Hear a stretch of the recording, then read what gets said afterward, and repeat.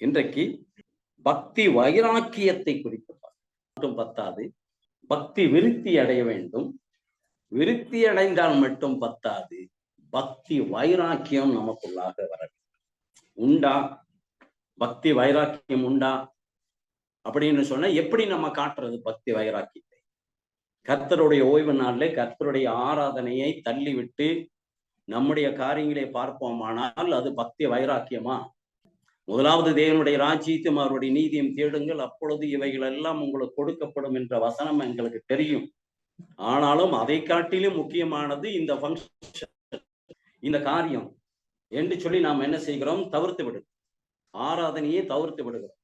அப்படி என்றால் இந்த ஆராதனை வேளையிலே உங்களோடு கர்த்தர் பேசுகிற அந்த வார்த்தையை நீங்கள் தவிர்க்கிறீர்கள் என்று பொருள். ஆராதனை சமயத்துல முக்கியமான போன் வந்து விட்டது என்று எழுந்து போனாலும் இந்த தேவன் நம்மோடு பேசுகிற வார்த்தை காட்டிலும் முக்கியமான வார்த்தை வரவே வராது. அந்த வார்த்தைகள் எல்லாம், அந்த போன் எல்லாம் நம்மை டிஸ்டர்ப் பண்றதுக்காக, நம்மை திசை திருப்புறதுக்காக, நமக்குள்ளாக குழப்பத்தை கொடுக்கறதுக்குத்தான் வரும். அப்படியானால் நம்முடைய பக்தி எப்படி இருக்கு? கலாத்தியர் 1:14 வசனத்துக்கு வருவோம்.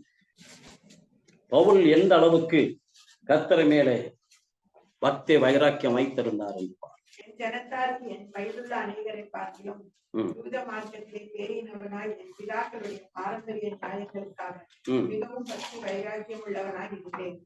யார் சொல்றாங்க? பவுல் சொல்றார், நான் என்னுடைய முற்பதாக்களுடைய அந்த பாரம்பரியத்தின்படி நான் வைராக்கியமா இருந்தேன் என்று சொல்றேன். அடுத்த வசனம் பாருங்க.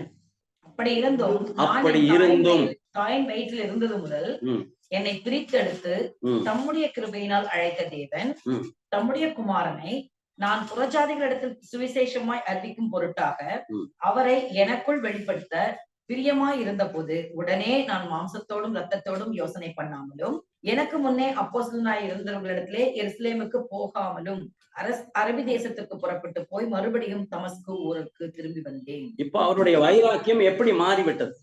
பாரம்பரியத்தின்படி, முற்பதாக்களின்படி, பழைய ஏற்பாட்டின்படி அவர் ரொம்ப வைராக்கியமா இருந்தாரு. ஆனா இப்பொழுது அவருடைய வைராக்கியம் மாறிவிட்டது. எதுக்கு மாறிவிட்டது? நான் இயேசு கிறிஸ்துவை தெரிந்து கொள்ளாது இருந்தும், அவர்தான் மேசியாவை என்று நான் அறிந்து கொள்ளாது இருந்தும், நான் என்னுடைய பக்தி வைராக்கியத்தை எதிலே காட்டினேன் என்றால் பாரம்பரியத்திலே காட்டினேன். ஆனால் இப்பொழுது நான் முடிப்பு பண்ணிவிட்டேன், தீர்மானம் பண்ணிவிட்டேன். நான் தெரிந்து கொள்ளாத அந்த ஆண்டவராய் இயேசு கிறிஸ்து என்னை தெரிந்து கொண்டார், என்னை அழைத்தார், என்னை முன்குறித்திருக்கிறார். எதற்காக என்று நான் புரிந்து கொண்டேன். சத்தியத்தை சத்தியமாக நான் புரிந்து கொண்டு புறஜாதிகளுக்கு என்னை ஊழியக்காரனாக ஏற்படுத்தியிருக்கிறார். என்னுடைய எப்போ ஏற்படுத்தினாரு? எப்ப தாயின் வயிற்றிலே உருவாகும் போதே நான் உன்னை பிரித்தெடுத்தேன். எதற்காக என்றால் புறஜாதிகள மத்தியிலே இயேசு கிறிஸ்து என்று ஒருவர் வருவார், அவர் பலியாவார், அவரை நான் ஏற்றுக்கொள்வேன். அந்த சத்தியத்தை புறஜாதிகள் மத்தியிலே கொண்டு போய் சேர்க்கிறதுக்காக இயேசு கிறிஸ்து என்னை தெரிந்து கொண்டார். இப்போ வைராக்கியம் எனக்குள்ளாக பழைய ஏற்பாட்டில் இல்ல, அதாவது முற்பதாக்கள் கடைபிடித்து வந்த அந்த இதில் இல்ல. இயேசு கிறிஸ்துவுக்காக என் ஜீவனை கொடுக்க நான் ஆயத்தமா இருக்கிறேன். முதலிடம் யாருக்கு என்றால் இயேசு கிறிஸ்துவுக்கு. பாரம்பரியத்தை விட்டுவிட்டார், வைராக்கியத்தை அதன் மேல் இருந்து அந்த வைராக்கியத்தை விட்டு விட்டார். கிறிஸ்து எனக்கு ஜீவன், சாவு எனக்கு ஆதாயம், நான் அல்ல கிறிஸ்துவே என்று சொல்லி கிறிஸ்துவனுடைய நாமத்தை மகிமைப்படுத்துகிறார், கிறிஸ்துவை முன்னிலைமைப்படுத்துகிறார், கிறிஸ்துவை அந்நிய ஜாதியின் மத்தியிலே, புறஜாதிகள் மத்தியிலே பிரபலப்படுத்துகிறார், பிரகடனப்படுத்துகிறார். நம்முடைய பக்தி வைராக்கியம் எதில் இருக்கிறது? எங்கே இருக்கிறது? ஐயோ ஐயோ ஐயோ, தாய் சபை விட்டுட்டு வரவே முடியாதுங்க. நான் தாய் சபையை விட்டு வெளியில வந்தவன் தான். ஐயோ, பாரம்பரிய சபையை விட்டு வெளியில வர முடியாது. அந்த பாரம்பரிய சபை என்று சொல்லுகிற அதை விட்டு வெளியில வந்தவன். கிறிஸ்துவுக்காக வைராக்கியமாக, சத்தியத்துக்காக வைராக்கியமா நிற்கிறது. நாம் யாருக்கு பக்தி வைராக்கியத்தை காட்டும்? என்னாகமம் 25:11 வாட்சி பாருங்க. பழைய ஏற்பாட்டு வைராக்கியம் எப்படி இருக்கிறது பாருங்க. நான் என் எருசலேமில் இஸ்ரவேல் புத்திரரை நிர்மூலமாக்காதபடிக்கு ஆசாரியனாகிய ஆரோனின் குமாரனான எலியாசாரின் மகன் பினெகாஸ் என் நிமித்தம் அவர்கள் நடுவில் பக்தி வைராக்கியம் காண்பித்ததினால், என் நிமித்தம் என் மேல் எனக்காக பக்தி வைராக்கியம் அவர்கள் காண்பித்ததனாலே இஸ்ரவேல் புத்திரர் மேல் உண்டான என் உக்கரத்தை திருப்பினேன். இந்த பக்தி வைராக்கியம் எப்படி பழைய ஏற்பாட்டுல நடந்த காரியங்க. என்மேல் அவன் பக்தி வைராக்கியம் வைத்திருந்ததுனால இஸ்ரவேலர்களை அழிக்க வேண்டும் என்று கோபம் கொண்டு எரிச்சல் அடைந்து இருந்த அந்த தேவனுடைய இருதயத்தை மாற்றி, அப்பொழுது இருந்த அந்த பக்தி வைராக்கியம் தேவனை மாற்றி இருக்குமானால் இப்பொழுது நம்முடைய பக்தி வைராக்கியம் எப்படி இருக்கிறது? அதை காட்டிலும் பெரிய காரியங்களை ஆண்டவராய் இயேசு கிறிஸ்து செய்ய வல்லமை உள்ள தேவன். பிதாவினுடைய சித்தத்தை அவர் நம்முடைய வாழ்க்கையிலே செய்து முடிக்கிறதுக்கு அவர் ஆயத்தத்தோடு காத்திருக்கிறார். இன்னொரு சம்பவத்தை பார்ப்போம். 1 ராஜாக்கள் 19:10. அதற்கு அவன் சேனைகளின் தேவனாகிய கர்த்தருக்காக வெகு பக்தி வைராக்கியமாய் சேனைகளின் கர்த்தராகிய தேவனாகிய கர்த்தருக்காக வெகு பக்தி வைராக்கியம் என்று சொல்லுகிறார். பக்தி வைராக்கியம் மட்டுமல்ல, வெகும் அப்படின்னா மிக அதிகமாக பக்தி வைராக்கியம் கொண்டேன். இஸ்ரவேல் புத்திரர் உமது உடன்படிக்கையை தள்ளிவிட்டார்கள், உம்முடைய பலிபீடங்களை இடித்து உம்முடைய தீர்க்கதரிசிகளை பட்டயத்தினால் கொன்று போட்டார்கள். நான் ஒருவன் மாத்திரம் மீதியாயிருக்கிறேன், என் பிராணனையும் வாங்க தேடுகிறார்கள் என்றான். யாரு? எலியா. மிகவும் பக்தி வைராக்கியமா நான் நிற்கிறேன் என்று சொல்லு. உம்முடைய ஜனங்கள் உம்மை விட்டு ஓடிவிட்டார்கள், உம்மை விட்டு பின்வாங்கி போய்விட்டார்கள், உண்மையில வைத்திருக்கிற பக்தியை விட்டு விட்டார்கள். ஆனால் நான் உண்மையில் பக்தி வைராக்கியம் இருக்கிறேன், மிகுந்த பக்தி வைராக்கியம் வைத்திருக்கிறேன். பிரஜாதிகளுக்கு முன்பாக தேவனுடைய நாமம் தூசிக்கப்படக்கூடாது என்பதற்காக அவர் வைராக்கியமா இருந்தார். இப்ப அவங்க இருந்த வைராக்கியத்தை விட நம்ம கம்மியா இருக்கணுமா அல்லது அதிகமா இருக்கணும்? தேவனை பார்க்கவில்லை அவர்கள். அசரிய வந்தது, தீர்க்கதரிசிகள் மூலம் பேசினார், தூதர்களும் மூலம் பேசினார். அப்பொழுதே அவர்களுக்கு அவ்வளவு வைராக்கியம் இருக்குமானால் அந்த தேவாதி தேவன் நம்மை தேடி, மனிதனாயிருக்கிற நம்மை தேடி மனித அவதாரமாக, மனிதனாக, மாம்ச ரத்தமாக, பிள்ளைகள் எப்படி இருக்கிறாங்க? அவருடைய பிள்ளைகளா இருக்கிற நாம் மாம்ச ரத்தமா இருக்கிறதுனால அவரும் நம்மை போலவே மாம்ச ரத்தமாக இந்த உலகத்திலே வந்து தன்னுடைய ஜீவனை கொடுத்த அந்த தேவாதி தேவன், ராஜாதி ராஜா, கர்த்தராகி ஆண்டவராய் இயேசு கிறிஸ்துவுக்கு நாம் எவ்வளவு பக்தி வைராக்கியத்தை காட்ட வேண்டும். நம்முடைய பக்தி வைராக்கியம் எப்படி இருக்கிறது என்று நாம் சிந்தித்து பார்ப்போம். சங்கீதக்காரன் சொல்லுகிறார் 69ஆம் சங்கீதத்திலே 9வது வசனம், உம்முடைய வீட்டை குறித்த பக்தி வைராக்கியம் என்னை பட்சித்தது, உம்மை நிந்திக்கிறவருடைய நிந்தனைகளால என் மேல் விழுந்தது என்று சொல்லுகிறார். எதை குறித்து பக்தி வைராக்கியம்? தேவனுடைய வீடாகிய ஆலயத்தை குறித்த பக்தி வைராக்கியம். மாம்ச பிரகாரமாக எல்லா சபைகளும், அதாவது மெயின்லைன் சர்ச் என்று சொல்லப்படுகிற மெகா சர்ச்சுகள் எல்லாம் எதிலே பக்தி வைராக்கியம் கொண்டிருக்கிறது? பாரம்பரியத்திலே, மாம்சபரமா இருக்கக்கூடிய கட்டடத்திலே, அந்த கோபுரத்திலே, வண்டியில போகும்போது அந்த கோபுரத்தை பார்த்தா என்ன செய்வாங்க? மற்றவங்களால இப்படி நிற்குவாங்க, நம்ம இப்படி நிற்குவோம். இந்த பக்தி வைராக்கி அல்ல. அவங்க அப்படி பக்தி வைராக்கியமா இருந்தாங்க. நம்முடைய பக்தி வைராக்கியம் எப்படி இருக்கிற? சத்தியத்துக்காக, வசனத்துக்காக, விசுவாசத்துக்காக, ஆத்மா பாரத்தோடு அழிந்து போகிற ஆத்மாக்களை கொண்டு வர வேண்டும் என்று, கிறிஸ்துவன் அண்டை கொண்டு வர வேண்டும் என்ற பக்தி வைராக்கியம் நமக்கு உண்டாக வேண்டும். அப்படி இல்லை என்றால் பக்தி இருந்து பிரயோஜனம் இல்லை, பக்தி விருத்தி அடைந்து பிரயோஜனம் இல்லை. பக்தி வைராக்கியம் எதிலே இருக்க வேண்டும் அதில் இல்லாமல் போய்விடுகிறது. யோவான் எழுதின சுவிசேஷத்துல 2ஆம் அதிகாரம் 17வது வசனம், அப்பொழுது உம்முடைய வீட்டை குறித்து உண்டான பக்தி வைராக்கியம் என்னை பட்சித்தது என்று எழுதியிருக்கிறதை அவருடைய சீஷர்கள் நினைவு கூர்ந்தார்கள். இப்ப இயேசு கிறிஸ்து இந்த வசனத்தை எடுத்து சொல்லி கொண்டிருக்கும் போது சீஷர்கள் என்ன செய்யறாங்க? பழைய ஏற்பாட்டில் எழுதி வைத்திருக்கிறதே, சங்கீதக்காரன் சொல்லி இருக்கிறானே என்று அவர்கள் அந்த வசனத்தை குறித்து நினைவு கூறுகிறார். ஆகவேதான் இயேசு கிறிஸ்து தன்னுடைய பிரசங்கத்திலே எப்பொழுதெல்லாம் மக்களிடத்துல பேசுகிறாரோ அப்பொழுதெல்லாம் பழைய ஏற்பாட்டிலே எழுதப்பட்டிருக்கிறது என்று சுட்டி காட்டிக் கொண்டே இருப்பார். ஏனென்றால் இஸ்ரவேல் ஜனங்கள், யூத ஜனங்கள் கர்த்தர் மேல் வைராக்கியமா இருக்க வேண்டும், பக்தி வைராக்கியமா இருக்க வேண்டும் என்பதற்காக அதை சுட்டி காட்டுகிறார். நான் சுயமாய் பேசவில்லை, தேவன் என்ன சொல்றாரோ அதைத்தான் சொல்லுகிறேன். வேதத்திலே உங்களுக்கு எழுதி கொடுத்திருக்கிற அந்த வார்த்தை தான் நான் உங்களுக்கு சொல்லி கொண்டிருக்கிறேன். என்னை குறித்து இந்த வேதத்துல எழுதப்பட்டிருக்கிறது அல்லவா, என்னை குறித்து தீர்க்க தரிசனமா சொல்லப்பட்டிருக்கிறது அல்லவா, அது நான் தான் என்று பிரகடனப்படுத்துகிறார். நம்ம பக்தி வைராக்கியம். இப்ப ஏன் இயேசு கிறிஸ்து இதை சொல்லுகிறாரு? எழுதி இருக்கதே உங்களுக்கு தெரியாதான்னு ஏன் சொல்றாரு? அவர் ஆலயத்துக்கு போறாரு, அங்க பக்தியும் இல்ல, பக்தி வைராக்கியமும் இல்ல, பக்தி விருத்தியும் இல்ல. சும்மா சாதாரணமா எல்லாம் நடந்துட்டு இருக்குது. வியாபாரம் நடந்துட்டு இருக்குது, காசு புழக்கம் இருந்துட்டு இருக்குது. அங்கே பக்தி வைராக்கியத்தை காணவில்லை. ஆகவேதான் இயேசு கிறிஸ்து உங்களுடைய வேதத்துல இப்படி எழுதியிருக்கிறதே உங்களுக்கு தெரியவில்லையா என்று சாடுகிறார். நம்முடைய பக்தி வைராக்கியம் மிக அதிகமாக வர வேண்டுமா அல்லது பக்தி வைராக்கியத்தோட நிற்க வேண்டும்? பவுல் அப்போஸ்தலர் சொல்ற இருக்க வேண்டும்.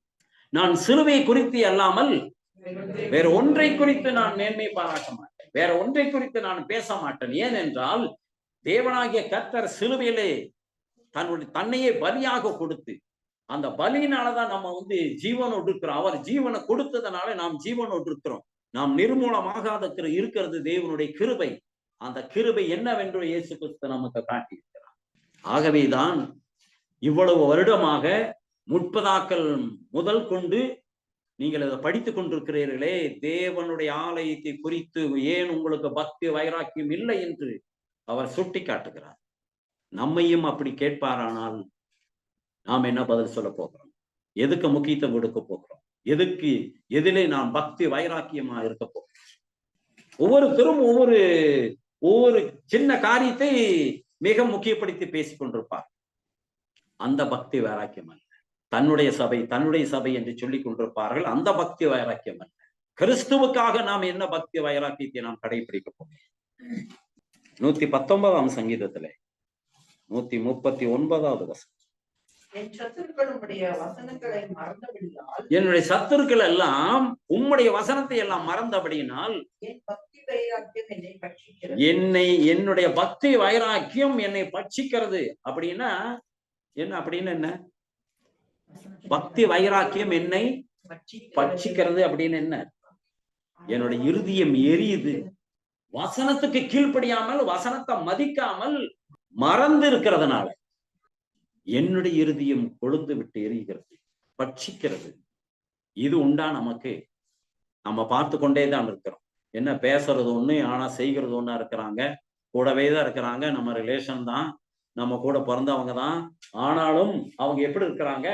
வேத வசனத்தை மறந்து இருக்கிறாங்களே, முக்கியத்துவம் கொடுக்கிறது இல்லையே. வேத வசனத்தில் இருக்கக்கூடிய அந்த ஆசீர்வாதமே உங்களுக்கு தெரியவில்லையே, தெரிந்தும் தெரியாமல் போல நடந்து கொண்டிருக்கிறார்களே என்று அந்த பக்தி வைராக்கியம் வருமானால், சகோதரி சாட்சி சொன்னது போல, அவர்கள் எல்லாருக்கும் சத்தியம் போய் சேர வேண்டும், என்னோட குடும்பத்தில் இருக்கிற ஒவ்வொருத்தரும் அவர் ரட்சிக்கப்பட வேண்டும் என்று அந்த தாகம், அந்த அழுகை, அந்த கண்ணீர் இவைகளை எல்லாம் பார்த்து அவர்களை எல்லாம் அவளுக்காக ஜெபித்து கொண்டிருந்தால் மட்டும் போதும். கர்த்தர் நடத்துவார். அன்றுவரை அவர்கள் அழிந்து போகக்கூடாது, அவர்கள் கெட்டு போகக்கூடாது, சத்தியத்தை அறியாமலேயே அவர்கள் மறித்து போகக்கூடாது. எப்படியாவது அவர்கள் சத்தியம் போய் சேர வேண்டும். நீர் பேசும், அதற்கான சூழ்நிலைகள் உருவாக்கி தாரும் என்று நாம் ஜெபித்துக் கொண்டே இருப்போமானால் காரியத்தை செய்து முடிக்கிறவர் கர்த்தர். விசுவாசிக்கிறீங்களா? நீங்க மழையும் காண மாட்டீர்கள், காட்சியும் காண மாட்டீர்கள், ஆனா வாய்க்கால்கள் மட்டும் நீங்க வெட்டுங்க அப்படிங்கிற, அதை மட்டும் நம்ம செய்யறது இல்லை. வாய்க்கால் வெட்டுனாதான் அவரு கொடுக்கிற அந்த தண்ணீர் பாய்ந்து வந்து விவசாயத்துக்கும், ஆடு மாடுகளுக்கும், மனிதர்களுக்கும் அது பிரயோஜனமாகும். இது தண்ணீர் குறித்து மட்டும் சொல்லலைங்க, வேத வசனத்தை குறித்து சொல்லுகிறது. நாம் வாய்க்காலை வெட்ட வேண்டும் என்றால் நாம் ஜெபிக்க வேண்டும். அதற்காக அந்த சேனலை நாம் ஏற்படுத்தி கொடுக்க வேண்டும். அப்படி கொடுப்போமானால் அவருடைய காரியத்தை அவர் செய்வார். நாம் அதை செய்யாததுனாலதான் நம்முடைய வாழ்க்கையில எதுவுமே நடக்க மாட்டோம். அதாவது அறகுறையா வசனத்தை தெரிந்து கொண்டு அந்த வசனம் தெரியுங்களே அப்படின்னு நம்ம விட்டு விடுகிறோம். ஆனா அதனுடைய ஆழத்தை புரிந்து கொண்டு, அந்த ஆழத்தை ஆண்டவர் இதுல என்ன எனக்கு புரிய மாட்டேங்குது என்று கர்த்தரிடத்துல கேட்கும் போது அதை அவர் உங்களுக்கு வெளிப்படுத்தும். பிலிப்பியர் 3:6.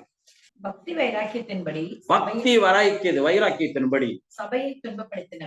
சபையை துன்பப்படுத்தினவன் நியாயப்பிரமாணத்திற்குரிய நீதியின்படி பவுல் அப்போஸ்தலன் சொல்லுகிறார். எதன்படி நாம் சபையை துன்பப்படுத்தினேன்? பக்தி வைராக்கியத்தின்படி. அதுக்கு ஒரு சாக்கு சொல்றாரு. நான் பக்தி வைராக்கிய பழைய ஏற்பாட்டு பக்தி வைராக்கியத்தின்படி தேவன் மேல் இருந்த, நியாயப்பிரமாணத்தின் மேல் இருந்த அந்த பக்தி வைராக்கியத்தின்படி தான் சபையை துன்பப்படுத்தினேன். ஒரு சாக்கு சொல்றார், நியாயப்படுத்துகிறார் தன்னுடைய காரியங்களை. அப்படி செய்து கொண்டிருந்தவர் வாசிங்க. சபையை துன்பப்படுத்தினவன் நியாயப்பிரமாணத்திற்குரிய நீதியின்படி குற்றம் சாட்டப்படாதவன். நியாயப்பிரமாணத்தின் நீதியின்படி நான் குற்றம் சாட்டப்படாதவன் என்று சொல். ஆகிலும் எனக்கு லாபமாய் இருந்தவைகள் எவைகளோ, எனக்கு எதெல்லாம் சாதகமா இருந்ததோ, எதெல்லாம் லாபமா இருக்குதோ, எதெல்லாம் நன்மையா இருக்குதோ, எதெல்லாம் ஈஸியா இருக்குதோ அதையெல்லாம் கிறிஸ்துவுக்காக நஷ்டம் என்று எண்ணினேன். கிறிஸ்துவுக்காக நஷ்டம் என்று எண்ணினேன் என்று சொல். எதுக்கு முக்கியத்துவம் கொடுத்தாரோ அதையெல்லாம் இப்ப நஷ்டமாக எண்ணுகிறார், குப்பையாக எண்ணுகிறார். இதை நம்ம சொல்ல முடியுமா? கிறிஸ்துவுக்காக எல்லாவற்றையும் நஷ்டமும் குப்பையுமாக எண்ணுகிறேன்னு சொல்ல முடியுமா? அதுதான் பக்தி வைராக்கியம். இப்ப பக்தி வைராக்கியம், பவுலுடைய பக்தி வைராக்கியம் மாறிவிட்டது. இப்ப எதிலே பக்தி வைராக்கியம் இப்பொழுது இருந்தது என்று சொல்லுகிறார். சொன்னாரு நியாயப்பிரமாணத்தின்படி நான் பக்தி வைராக்கியமா இருந்தேன். இப்பொழுது என்னுடைய பக்தி வைராக்கியம் எதிலே இருக்கிறது என்று சொல்லுகிறார். இல்ல, எதிலே இருந்தது என்று சொல்லுகிறார். நியாயப்பிரமாணத்தின்படி இருந்தது, அதுக்கு பின்னாடி சொல்ற எதை குப்பையும் தூசியுமாக எண்ணுகிறார். அப்ப லாபத்துக்கு, சொத்துக்கு, பணத்துக்கு, பதவிக்கு, செல்வாக்குக்கு, இதுக்கு எல்லாம் முக்கியத்துவம் கொடுத்து கொண்டிருந்தார். அதை மேன்மையாக எண்ணினார். அதைத்தான் இப்ப தூக்கி எடுக்கிறார். அதன் மேல வைராக்கியம் உள்ள வர்றார். அதையெல்லாம் இப்பொழுது தூக்கி எறிந்து விட்டு ஆசிங்க. அது மாத்திரமல்ல, நஷ்டமும் குப்பையுமாக எண்ணுகிறேன். அது மாத்திரமல்ல, என் கர்த்தராகிய கிறிஸ்து இயேசுவை அறிகிற அறிவின் மேன்மைக்காக, இன்னும் அறிந்து கொள்ளும்படியாக, கிறிஸ்துவை இன்னும் அறிந்து கொள்ளுகிறதுக்காக எல்லாவற்றையும் நஷ்டம் என்று எண்ணிக்கொண்டிருக்கிறேன் என்று சொல்றார். அவருடைய பக்தி வைராக்கியம் இப்ப எங்கே நோக்கி, எதை நோக்கி போய்கொண்டிருக்கிறார்? நான் அறிந்திருக்கிற அந்த இயேசு கிறிஸ்துவனுடைய அறிவு இன்னும் நான் அதிகமா இருக்க வேண்டும். அதுக்காக என்ன செலவு செய்தாலும் சரி, இன்னும் நான் அறிந்து கொள்ள வேண்டும். இந்த பக்தி வைராக்கியம் என்ன செய்யும் என்றால், இன்னும் இயேசு கிறிஸ்துவை இப்பொழுது அறிந்திருக்கிற அந்த அறிவை காட்டிலும் இன்னும் அதிகமாக அறிந்து கொள்ள வேண்டும் என்று உந்துதல் வரும் நமக்கு. அதுக்காக பணம் எவ்வளவு செலவு செய்தாலும் சரி, அதுக்கு நான் தயாரா இருக்கிறேன்னு சொல்லுறேன். இந்த பக்தி வைராக்கியம், பழைய பக்தி வைராக்கியம் தவறான வழியிலே கொண்டு போச்சு. பக்தி வைராக்கியம் பொருள் மேலே அவனுக்கு இருந்தது. இப்பொழுது நான் ஒன்றுமே இல்லை. பவுல் அப்போஸ்தலனை குறித்து யாராவது ஒன்னு ரெண்டு பாயிண்ட் சொல்ல முடியுமா? அவர் எப்பேற்பட்டவர், என்ன பேக்ரவுண்ட் உள்ளவர்? செல்வந்தர், அப்பொழுது இருந்த கோடீஸ்வரர்களே, உலக பிரசித்தி பெற்ற கோடீஸ்வரன் சொல்றாங்களே, அது போல கப்பல்ல வியாபாரம் செய்து கொண்டிருந்தார் அவர் அப்பா. அந்த காலத்திலேயே சொந்த கப்பல் வியாபாரம் பண்ணி கொண்டிருந்தவர், கமாலியனின் கீழ் படித்தவர். அப்படின்னா அப்பவே PhD முடிச்சவர். அதுக்கு ஈக்குவலா இருக்கக்கூடியதான் அது. அவர் சொல்றாரு, இன்னும் நான் அறிந்து கொள்ள வேண்டும். அதுக்காக எவ்வளவு செலவு செய்தாலும் சரி, நான் அதைத்தான் நோக்கி போகிறேன். அந்த வைராக்கியமானது இன்னும் கிறிஸ்துவை கிட்டி சேர வேண்டும் என்று சொல்லி, நம்முடைய பக்தி வைராக்கியம் சும்மா அப்படியே நார்மலா இருந்து கொண்டிருக்கிறதா? மிக பக்தி வைராக்கியம் வளர்ந்து கொண்டிருக்கிறதா என்பதை நாம் சிந்திப்பார். தீத்து 2ஆம் அதிகாரம் 14வது. அவர் நம்மை சகல அக்கிரமங்கள் என்று மீட்டுக்கொண்டு தமக்குரிய சொந்த ஜனங்களாகவும் நற்கிரியைகளை செய்ய பக்தி வைராக்கியம் உள்ளவர்களாகவும் நம்மை சுத்திகரிக்கும்படி நமக்காக தம்மை தாமே ஒப்புக் கொடுத்தார். இயேசு கிறிஸ்து எதற்காக தம்மை தாமே நமக்காக ஒப்புக் கொடுத்தார்?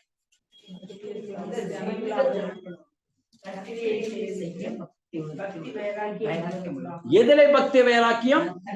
நற்கிரியைகளை செய்ய பக்தி வைராக்கியம் எனக்குள்ளாக வர வேண்டும் என்று சொல்லி தம்மை தாமே ஒப்புக் கொடுத்திருக்கிறார். இப்ப பக்தி வைராக்கியம் எதிலே போக வேண்டும் என்றால், நல்ல செயல்களை, சோசியல் சர்வீஸ் இல்லாதவங்களுக்கு கொடுக்கிறதுக்கு, ஆதரவற்றவர்களை ஆதரிக்கிறதுக்கு, திக்கற்றவர்களை, அனாதைகளை, விதவைகளை நேசிக்கிறதுக்கு, அவர்களுக்காக நல்ல கிரியை, நல்ல செயல்களை செய்ய, நற்பணி செய்யும்படியாகத்தான் கர்த்தர் நமக்காக தன்னுடைய ஜீவனையை கொடுத்தார். நம்முடைய பக்தி வைராக்கியம் எதிரே போகிறது? நம்முடைய பக்தி வைராக்கியம் எப்படி இருக்கிறது? அந்த ஜனங்களுக்காக செலவு செய்ய பவுல் அப்போஸ்தலர் வேலை செய்தார்னு சொல்றாரு. எதுக்கு வேலை செய்தாரு? நான் உங்களை யாரையும் துன்பப்படுத்த மாட்டேன், உங்களுக்கு யாருக்கு நான் பாரமா இருக்க மாட்டேன், நான் என் கையிலேயே தொழில் செய்து என்னுடைய தேவைகளை சந்தித்து என்னுடைய உடன் ஊழியர்களுக்கு நான் போஷிக்கிறேன் என்று சொல்லுகிறேன், அவர்களுக்கும் நான் உதவியா இருக்கிறேன் என்று சொல்லு. அப்போ அவர் பக்தி வைராக்கியம் எப்படியாவது ஜனங்கள், புறஜாதி ஜனங்கள் இயேசு கிறிஸ்துவை அறிகிற அறிவிலே வர வேண்டும். நான் இயேசு கிறிஸ்துவை அறிகிற அறிவிலே இன்னும் அதிகமாக வேண்டும். அந்த அறிவை புறஜாதிகளுக்கு நான் சொல்ல வேண்டும், புறஜாதிகளிடத்திலே அதை கொண்டு போய் சேர்க்க வேண்டும் என்ற அந்த வைராக்கியம் அவருக்குள்ளாக. நம்முடைய வைராக்கியம் எப்படி இருக்கிறது, எதிலே இருக்கிறது என்பதை நாம் சிந்தித்து பார்க்க வேண்டும். அடுத்த ஒரு காரியத்தை நாம் பார்த்து முடிக்கலாம். பக்தி வைராக்கியம், இப்பொழுது பயபக்தி. இது எல்லாமே எப்படி செய்ய வேண்டும் என்றால் பயபக்தியோடு செய்ய வேண்டும். எனக்கு பக்தி வைராக்கியம் இருக்கிறது என்றால் பயபக்தி இருக்க வேண்டும். கர்த்தருக்கு பயப்படுகிற பயம் இருக்க வேண்டும். வசனத்துக்கு நடுங்குகிற நடுக்கம் இருக்க வேண்டும். அந்த பயம் இருக்க வேண்டும். வசனத்துக்கு நடுங்குகிறவனையே நோக்கி பார்க்கிறேன் என்று கர்த்தர் சொல்றார். அப்போ பயபக்தி இல்லாமல் என்னுடைய பக்தி வைராக்கியமோ பக்தி பக்தியோ பிரயோஜனம் இல்லை. தேவனுக்கு பயப்படுகிற பயம் நமக்குள்ளாக இருந்து கொண்டிருக்க வேண்டும். கர்த்தருடைய வசனத்துக்கு கீழ்ப்படிந்து பயந்து நடக்கக்கூடிய அந்த காரியம் இருக்கு. அது இருக்கிறதா என்று நாம் சிந்தித்து பாருங்க. சங்கீதம் 5:7.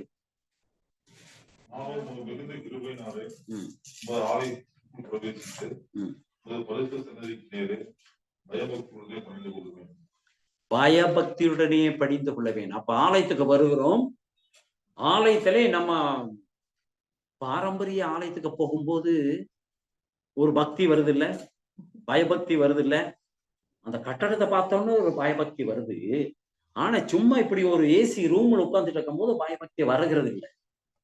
அது மேலோட்டமா இருக்கக்கூடிய பயபக்தி. அது இப்ப சபை என்னன்னு நீங்க நினைக்கிறீங்க?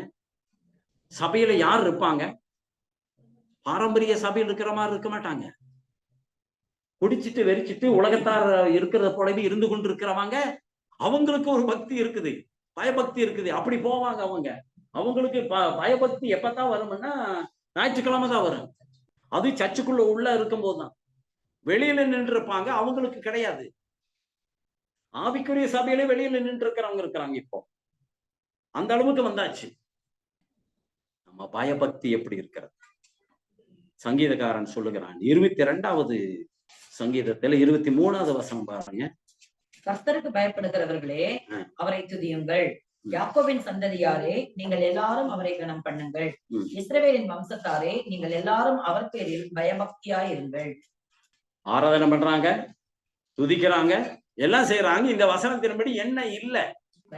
பயபக்தி இல்லாத ஆராதனைகள், ஷோ காட்டுற ஆராதனைகள், மக்களை கவரக்கூடிய ஆராதனைகள். வேத வசனம் தெளிவாக சொல்லு, நீங்க கர்த்தருக்கு பயப்பட்டீங்கன்னா, பயபக்தி இருக்குமானால், கர்த்தர் மேல உங்களுக்கு பயம் இருக்குமானால் பயத்தோட ஆராதனை செய்ய வேண்டும்.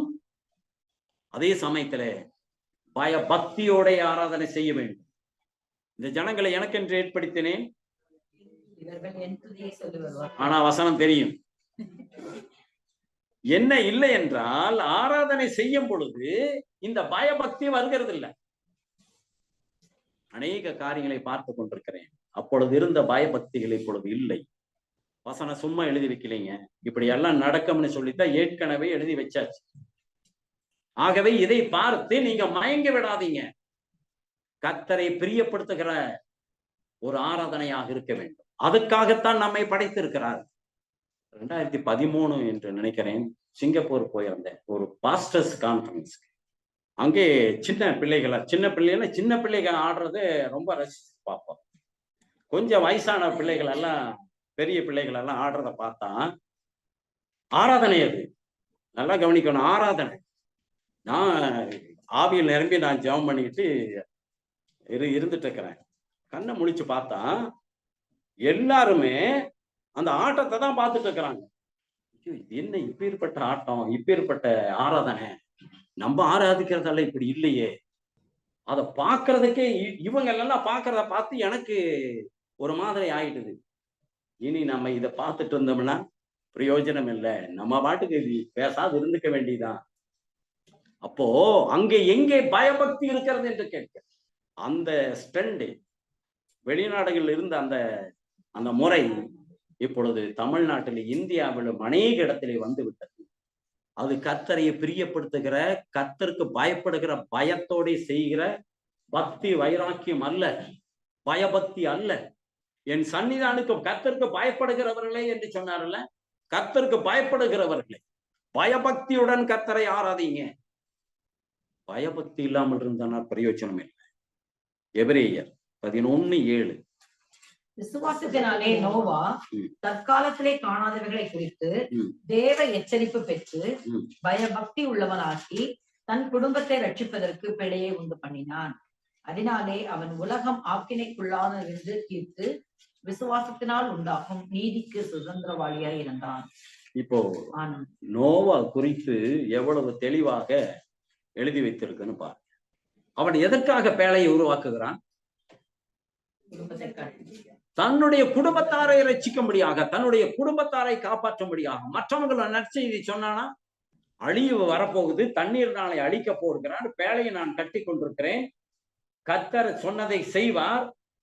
அப்பொழுது இருந்த பயபக்தி உள்ளவன் யார் என்றால், பக்தியுள்ளவன் யார் என்றால், பக்தி வைராக்கியம் உள்ளவன் யார் என்றால் அவன் தான் சொல்ல வேண்டிய எல்லாவற்றையும் சொல்லிவிட்டான். கடைசியாக நம்முடைய குடும்பத்தையாவது நம்ம காப்பாற்ற வேண்டும் என்று அவன் பிரயாசப்பட்டு அந்த செய்து கொண்டிருக்கிறான். கர்த்தர் மேல வைத்திருக்கிற அந்த பயபக்தி தன்னுடன் இருக்கிறவர்களை, தன்னுடைய குடும்பத்தாரை, தன்னுடைய இணைஜனம் பந்துக்களை, தன்னுடைய கூட்டத்தாரை அவர்கள் ரட்சிப்புக்குள்ளாக நடத்த வேண்டும் என்ற அந்த வைராக்கியத்தில தான், அந்த பயபக்தியில தான் அவன் அந்த காரியத்தை செய்கிறான். கர்த்தருக்கு கீழ்ப்படிந்து, கர்த்தருக்கு பயந்து அந்த காரியத்தை செய்கிறார்.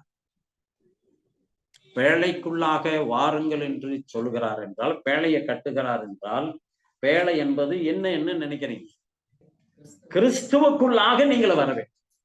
கிறிஸ்துவின் மூலம்தான் ரட்சிப்பு. ஆகவே நீங்கள் கிறிஸ்துக்குள்ளாக வாருங்கள். வருத்தப்பட்டு பார சுமக்கிறவர்களை நீங்கள் எல்லாரும் என்னிடத்துல வாருங்கள், நான் உங்களுக்கு இளைப்பாறுதல் தருவேன் என்று சொன்னாரே, அந்த பேழைக்குள்ளாக நீங்கள் வர வேண்டும்.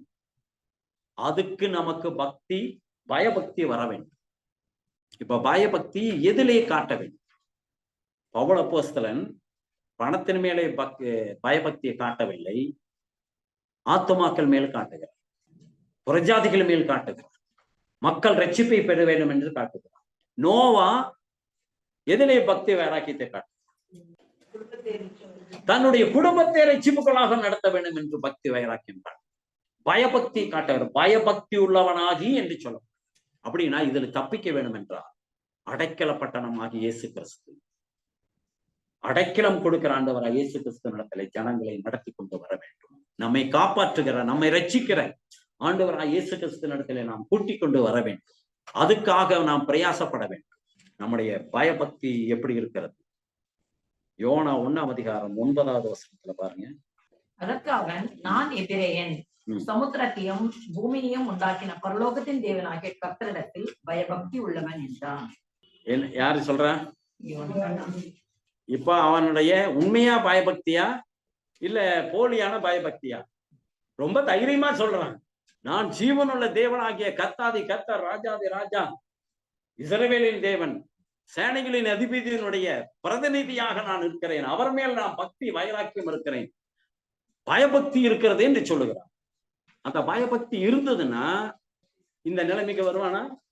இது ஏன் எழுதி வைத்திருக்கிறார் என்றால், நம்முடைய பயபக்தி வாயளவில் இருக்கக்கூடாது, அது நம்முடைய வாழ்க்கையில இருக்க வேண்டும், உண்மையாக இருக்க வேண்டும். விட்டாரா தேவன்? பக்தி வைராக்கியம் இருக்குது, உனக்கு பயபக்தியும் இருக்குது, ஆனா நீ என்ன செஞ்சிட்டீன்னா உன்னை காப்பாத்திக்கிறதுக்காக நீ போற, உன்னை விடமாட்டேன், நீ தான் போயாகும். அப்படி ஒரு சூழ்நிலை வருகிறதா? உங்களை கொண்டுதான் எதை செய்ய வேண்டுமோ அதை செய்ய விரும்புகிறார். இந்த சபைக்காக, உங்களுடைய குடும்பத்துக்காக, உங்களுடைய இனஜன பந்துக்களுக்காக உங்களை கொண்டு செய்ய வேண்டிய காரியத்தை உங்களை கொண்டுதான் அவர் செய்வார். நீங்க கண்டுக்காத போனாலும் அவர் பிடித்து இழுத்துக் கொள்ளுவார். அவர் சொல்லுகிறார், என்னுடைய அன்பின் கயிற்றை வீசி அவர்கள் எங் பக்கமாக இழுத்துக் கொள்ளுவேன் என்று சொல்லி விசுவாசிக்கிறீங்களா?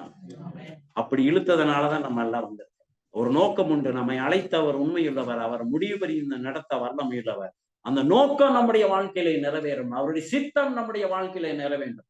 இயேசு கிறிஸ்துவே சொல்லுகிறார், இந்த பாத்திரம் என்னை விட்டு நீங்க கூடுமானா நீங்கட்டும், ஆனாலும் என்று சொல்லுகிறார். என்னுடைய சித்தம் அல்ல, என்னுடைய விருப்பம் அல்ல, உம்முடைய சித்தம் அப்படி இருக்குமானால் அதை நான் ஏற்றுக்கொள்ளுகிறேன், உம்முடைய சித்தத்தின்படி செய்யும். அவருடைய சித்தத்தை விட்டு போகிறது அது பயபக்தியா? அவருடைய வழி விட்டு போகிறது, அவருடைய சித்தத்தை மாற்றிக் கொள்ளுகிறது, தனக்காக சாதகமான காரியத்தை செய்து கொள்ளுகிறது, அது பயபக்தி அல்ல. இவைகள் எல்லாம் திருஷ்டாந்தமாக நமக்கு வைக்கப்பட்டிருக்கு. எபேசியர் 5:33. எப்படியும் உங்களில் அவனவன் தன்னிடத்தில் அன்பு கூறுவது போல தன் மனைவியின் இடத்திலும் அன்பு கூற கடவன். மனைவியும் புருஷனிடத்தில் பயபக்தியாய் இருக்க. நம்முடைய பயபக்தி எங்கே கொண்டு போய் பவுலப்போஸ்தலன் இணைக்கிறாருப்பா? எங்கே? யாரை குறித்து சொல்றாரு? பக்தியா இருக்கிறவங்க, பக்தி விருத்தி அடைஞ்சவங்க, பக்தி வைராக்கியமா இருக்கிறவங்க, அப்புறம் பயபக்தி இருக்கிறவங்க. யாரிடத்திலே பயபக்தி இருக்கணுமா? உண்டா? எப்பாவது அப்பப்போ காட்டும் அப்படிங்கிற. ஏன் இத சொல்றாரு சொல்லுங்க? ஏன் சொல்ற? நம்ம மனவாட்டி, அவர் இயேசு கிறிஸ்து, அவர் மணவாளன். ஆகவே நீங்கள் என்னிடத்திலே பக்தி காட்டுறீங்கல்ல, பயபக்தி, அந்த பயபக்திய நீங்க உங்களுக்கு தலைவனாக, உங்களை ஆளுகை செய்கிற, உங்களோடு ஜீவிக்கிற அவர்களிடத்திலே பயபக்தி காட்ட வேண்டும் என்று சொல்றார். இது தெய்வத்துக்கு கொடுக்கிற பயபக்தி அல்ல. பயபக்தி எங்கே காட்ட வேண்டும்? இத வந்து நீங்க கேஷுவல் எடுத்தாதீங்க. சபை, மணவாட்டி, மணவாளன், நீங்க கிறிஸ்துவின் மேலே இயேசு கிறிஸ்து மணவாளன் என்று சொல்லி அவருக்கு நீங்க முக்கியத்துவம் கொடுத்து பயபக்தி அவரிடத்துல காட்டுவீரானால் உங்களுடைய நீங்க வேத வசனம் என்ன சொல்லுவது? நீங்க 2 பேரும் தனித்தனி ஆளுங்கள, நீங்க 2 பேரும் ஒண்ணுதான்னு சொல்லிட்டு, அப்ப ஒண்ணுதான்னு சொன்னா அப்ப என்ன என்ன நிலைமை? சமநிலைமை தான், 2க்கும் சமநிலைமை. ஆனால் தலைவரா இருக்கிறதுனால நீங்க பயபக்தி காட்டுங்க. என்னிடத்தில் காட்டுகிறது போல, நான் சபைக்கு தலையா இருக்கிறது போல அவர் ஒரு ஒரு எடுத்துக்காட்டு சொல்ற. அப்ப குடும்பத்துக்காக தன்னுடைய வாழ்க்கையை தியாகம் பண்றது யார்? இதையும் சொல்லுவீங்க நீங்க. 2 பேரும் தானே. அதிகமாக நீங்க தகப்பனுடைய இதுல எல்லாம் வரும், உங்களுக்கு பாப்பீங்க. நீங்க வாட்ஸ்அப்ல, பேஸ்புக்ல எல்லாம் பாப்பீங்க.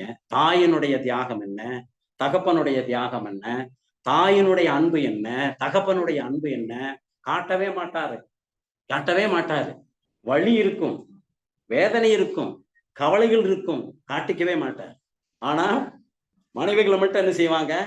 அதனாலதான் வேத வசனம் சொல்லுகிறது, அது பலவீனமா பாண்டமா இருக்கிறதுனால அதை வெளிப்படுத்திடுறாங்க. இவைகள் எல்லாம் நடக்கக்கூடிய காரியம் இல்லை என்று சொல்ல முடியாது. ஆனாலும் பவுலப்போஸ்தலன் எபேசு சபைக்கு தெளிவாக சொல்லுகிறார், கிறிஸ்துவுக்கும் சபைக்கும் இருக்கக்கூடிய ரிலேஷன்ஷிப்பை வைத்துதான் அதை சொல்லுகிறார். நீங்க குடும்ப காரியங்களை நீங்க அதை வைத்துதான் சொல்றாரு என்று அல்ல. மணவாளனாகிய இயேசு கிறிஸ்து, அவருக்கு பயப்படுகிற பயபக்தி இருக்கிறது போல இருக்க வேண்டும். என்ன அடிப்படையில? அதை நம்ம மறந்துடும். கிறிஸ்து தலையா இருக்கிறது போல இவரும் தலையா இருக்கிறார். அந்த அடிப்படையில நாம் அதை செய்ய வேண்டும். எபிரேயர் 5ஆம் அதிகாரம் 7வது வசனம். அவர் மாம்சத்தில் இருந்த நாட்களில் தம்மை மரணத்திலிருந்து ரட்சிக்க வல்லமை உள்ளவரை நோக்கி, மாம்சமாக இருந்த இந்த உலகத்துல இயேசு கிறிஸ்துவா இருந்த சமயத்திலே தம்மை மரணத்திலிருந்து ரட்சிக்க வல்லமை உள்ளவராகிய தேவனாகிய கர்த்தரை நோக்கி ஜெபிக்கிறார்.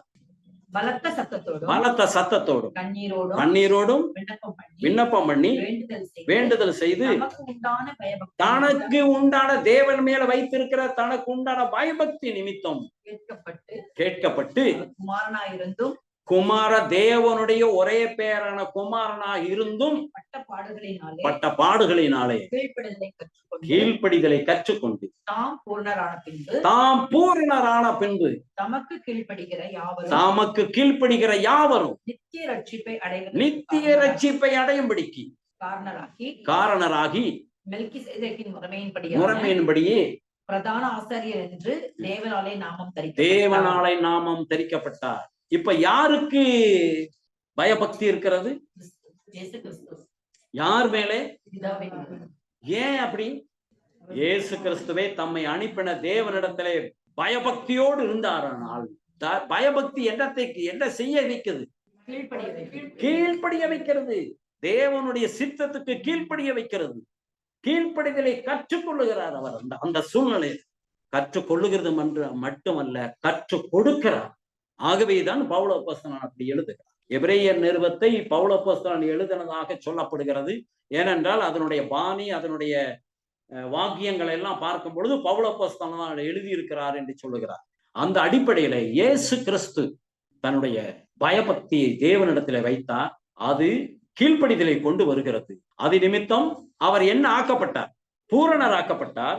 சபை எதுக்காக இருக்கிறது? அநேக முறை அதை பாஸ்டரும் பகிர்ந்து கொண்டிருக்கிறார், நாமளும் அதை பார்த்திருக்கோம். சபை எதற்காக கொடுக்கப்பட்டிருக்கிறது?